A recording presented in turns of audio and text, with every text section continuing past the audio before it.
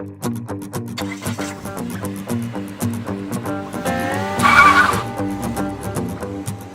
here we are, we're in the parking lot of the Holiday Inn Express just outside Lansing, Michigan. It's the first day of the trip. Today's a travel trip. Tomorrow we'll get really into the meat of our story, which of course is try to investigate some of these American-style labor laws that Tim Hudak is threatening to bring to Ontario. Laws which many labor leaders here and in Canada say are just going to lower everybody's wages and reduce everybody's working conditions, simply a race to the bottom. But we'll get to that tomorrow when we start doing interviews. Today we left Toronto early, 7 o'clock.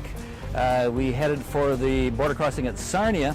It's not a simple thing, you might like to know, trying to cross the border if you're a camera crew. There's a lot of paperwork involved. You have to declare every single piece of equipment you're carrying. You have to put it into a document. You have to check it in at both the Canadian and the American borders. If you don't do that, you're going to have a lot of trouble getting back into Canada with that equipment. So that took us about an hour and a half. By about 1:30 we were on the road and headed towards Lansing. But on the way we saw a sign that said Flint, Michigan. And we decided to take a jog into Flint. The reason being that Flint is really a textbook example of a place that really tells you a lot about what's happened to unions in America in the last 20 or 30 years. Formerly, about 30% of workers in America, in the USA, were organized. Now it's 9%. And with Flint, what happened there to start with was that the big automakers, the big American automakers that used to be the backbone of Flint, all discovered they could get workers cheaper in Mexico. And they moved a lot of that production down to Mexico. So that really took the good out of Flint. And today, as we traveled through that city, we saw the results of that.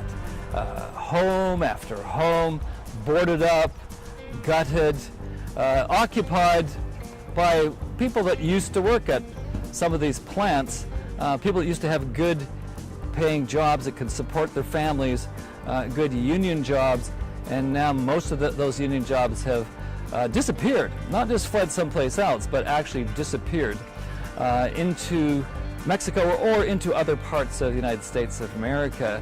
So that's one part of this piece. The other piece is a lot of the legislation in the U.S. Is what we would consider in Canada, given our history, to be legislation which would undermine unions. And in Michigan, they just passed something called a right to work law. They're the 24th state to do it.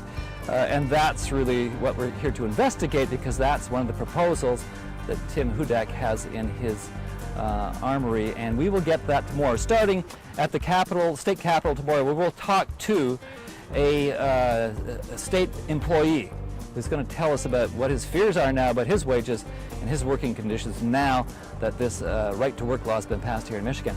Last thing I want to tell you is that we have a lot of really fun technology. We actually have something called a GoPro camera.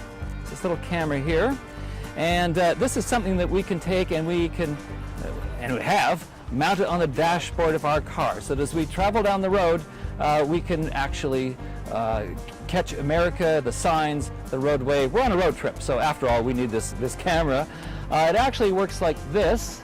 So if I was to shoot it this way, which is what I'm doing right now, you'd see this rather distorted image. But we'll also show you some of the images which will take us all the way down to through Columbus, Ohio, then down to South Carolina.